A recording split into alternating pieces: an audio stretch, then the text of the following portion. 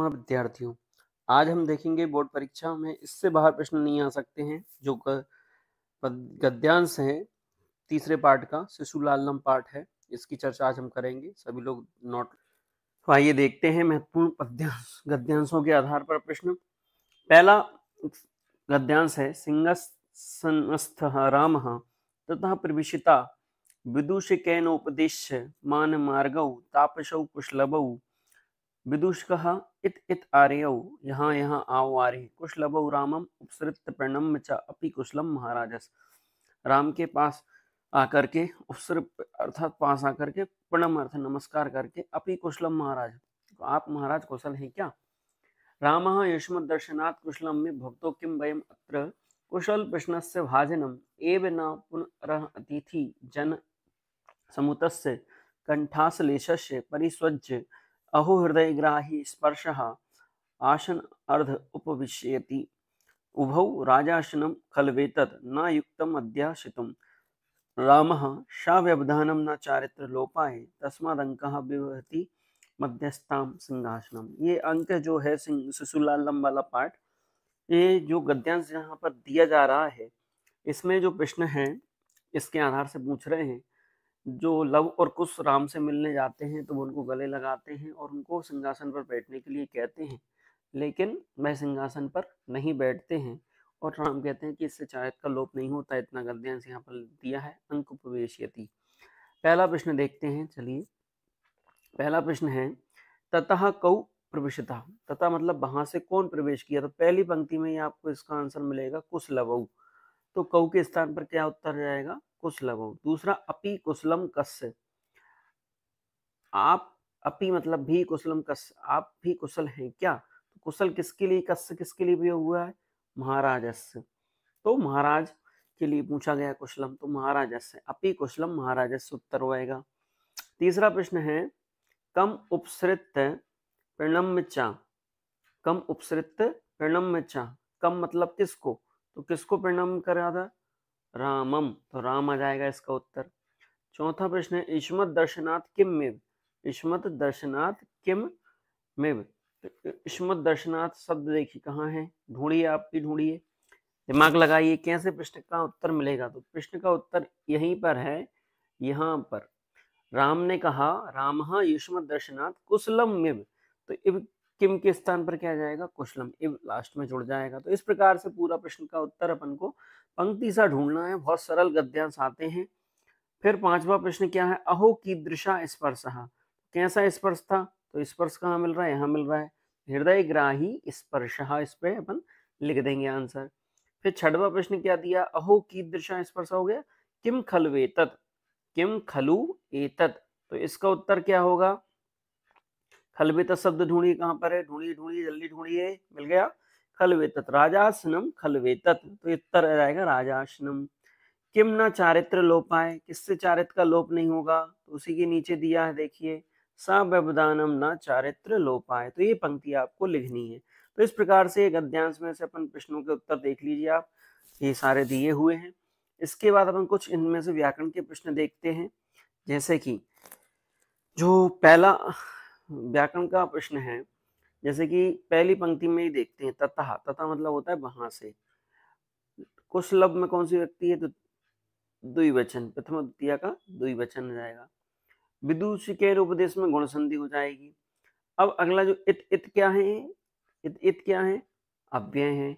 फिर इसके बाद देखें हम उपसृत, तो उपसृत क्या है, उपसर्ग श्री धातु लेप प्रत्यय है, प्रणम्य में प्रा उपसर्ग है और नम धातु है और क्या है, लेप प्रत्यय है। तो इस प्रकार से ये आपको व्याकरण संबंधी प्रश्न आ सकते हैं। वयम अत्र में कौन सी संधि है, अनुस्वार व्यंजन संधि है, वयम अत्र। फिर कुशल प्रश्नस्य षष्ठी व्यक्ति एक वचनम। तो इस प्रकार से प्रश्न आएंगे। परिस्वज में परि उपसर्ग स्वज धातु लेप प्रत्यय, ठीक है। तो इस प्रकार से आपको खलु एतत् का संधि विक्षित पूछ लिया जाएगा, खलु प्लस एतत्, यण संधि इसमें है। तो इस प्रकार से व्याकरण संबंधी प्रश्न भी आ सकता है एक। अब इसके आगे हम चर्चा करते हैं दूसरे छंद की। इस पाठ में से भी 4 गद्यांश अपन पढ़ेंगे, तो दूसरा पढ़ते हैं, फिर 2 जो आगे के गद्यांश हैं वो अगली वीडियो में देखेंगे। आप सभी चैनल को सब्सक्राइब कर लें, लाइक कर दें, शेयर कर दें। कक्षा 10वीं के विद्यार्थी जिस जिस कोने में भी मध्य प्रदेश के हैं उन सब तक ये वीडियो पहुंचना चाहिए, क्योंकि इनमें से प्रश्न आएंगे, इनमें से कोई और बाहर प्रश्न नहीं आएगा, यही प्रश्न आएगा। इसलिए इन गद्यांशों को अच्छे से करना है। 13 नंबर अपने हाथ से कहीं नहीं जाना चाहिए, ये आपको पता होना चाहिए कि इसमें से आएगा। तो पहला प्रश्न इसका अपन देखते हैं, पहले पढ़ते हैं। उभौ अनिच्छाम नाट्यता राजन अलम इति दाक्षिण्येन रामा अलमति शालीनतया भवति। श्लोक है। अब यहाँ पर ये कौन सा छंद है, मान लो इसमें छंद पूछ लिया आपसे, नहीं पूछेंगे लेकिन इतना कठिन फिर भी अपन को पता होना चाहिए। संस्कृत पढ़ रहे हैं ना, तो संस्कृत वालों को ये तो पता होना चाहिए कि कौन सा इसमें छंद है या कौन सा श्लोक अपन इसमें पढ़ रहे हैं। तो श्लोक का छंद कैसे जानते हैं, इसकी वीडियो अपन कभी और बनाएंगे। तो इसमें कौन सा छंद है मैं बता देता हूँ। लगभग इसमें 12-13 शब्द 14 शब्द आ रहा है, तो वसंत का छंद इसमें अपन होगा। भवती सुजन वयोनुरोधात् गुणमहतामपि लालिनीयेव व्रजति हिम करोपि भाल भावात् पशुपति मस्तक केतिकं छदत्वम्। ये पशुपति मस्तक केतिकं छदत्वम् जो शब्द दिख रहा है, इससे कई बार क्वेश्चन आंसर में भी प्रश्न बनता है। तो ये जो अपन पैराग्राफ आ रहा है, तो परीक्षा में भी ध्यान रखें क्वेश्चन आंसर कोई आपका पेपर में तो नहीं दिया जो गद्यांश पद्यांश में ही मिल जाए। तो सबसे पहले गद्यांश पद्यांश अच्छे से पढ़ लिया करें। तो इसका पहला प्रश्न क्या है, राजन अलम कहने, राजन अलम कहने। ढूंढिए कहाँ है, आपको प्रश्न का उत्तर ढूंढना है। ढूंढिए ढूंढिए ढूंढिए। राजन अलम अति दाक्षिण्येन। पहली देखो, पहला प्रश्न जो होगा वो पहली ही दूसरी लाइन में आपको आंसर मिलेगा। तो अलम अति दाक्षिण्येन, तृतीय व्यक्ति का एक वचन दाक्षिण्येन में है, तो ये उत्तर आ जाएगा। फिर दूसरा प्रश्न क्या लिखा है, कहा लालनीय भवती। कौन लालनीय हो रहा था, कौन लालनीय हो रहा था, शिशु जनः लालनीय भवती। उसी के देखो आगे लिखा है शिशु जनः लालनीय, उत्तर आ जाएगा इसका। फिर इसके बाद तीसरा प्रश्न क्या लिखा है, कहा बाल भावात पशुपति मस्तक केतकत् छदत्वम् विभजति। कौन कौन कौन बाल भाव से पशुपति के, अर्थात पशुपति किसको कहते हैं, शिवजी को पर्यायवाची, शिवजी का पर्यायवाची याद रखना। मस्तक कर केतकी का फूल शोभायमान होता है।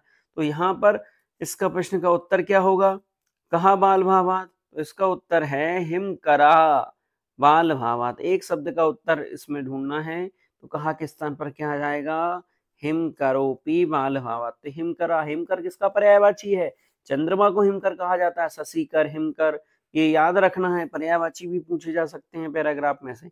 और चौथा प्रश्न क्या है, भवतो सौंदर्य अवलोकन जनितेन केन पृच्छामि। तो इसमें लिखा है भवतो सौंदर्य अवलोकन जनतेन कौतूहलेन पृच्छामि। तो उत्तर क्या जाएगा, कौतूहलेन। तो इस प्रकार से इसमें 4 प्रश्न पूछे हैं। अब इसमें अपन व्याकरण संबंधी प्रश्न देख लेते हैं। तो सबसे पहले जो ऊपर का पैराग्राफ दिख रहा है आपको,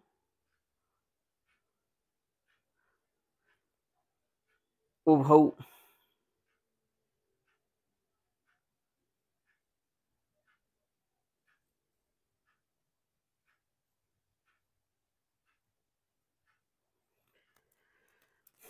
इसमें व्याकरण संबंधी प्रश्न देखो, उभौ मतलब होता है दोनों, तो द्विवचन है इसमें, ठीक है। अलम अति दाक्षिण, अलम अति इसमें व्यंजन संधि दाक्षिण्यन में तृतीय एक वचन है। अलम अति शालीनतया तृतीय एक वचन है।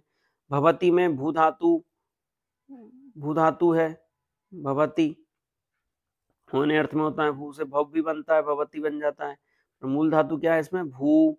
शिशु जन्म वयोनुरोधात, वयोनुरोधात में क्या है, वयोनुरोधात, वया वया अनुरोधात पंचमी एक वचन और विसर्ग संधि इसमें हो जाएगी। फिर इसके बाद देखिए अगला शब्द दिया हिम करोपी, हिम करहा प्लस अभी विसर्ग संधि। तो यहाँ पर ये ध्यान रखना है कि जब भी ओ की मात्रा दिखाई दे, रो की मात्रा के बाद अवग्रह का चिन्ह रहता है, जो एस जैसा दिख रहा है आपको, उसको क्या हो जाता है, ओ को विसर्ग हो जाता है, और विसर्ग के बाद अवग्रह को क्या हो जाता है, अपी हो जाएगा। तो इसमें विसर्ग संधि होगी, इसमें पूर्व रूप संधि नहीं होगी, ये ध्यान रखना है। पशुपति किसका पर्यायवाची बताया था, शिव का। मस्तकः केतकत् छदत्वम्, केतकी के फूल की, वर्जति ब्रज धातु लट लगा प्रथम पुरुष एक वचन,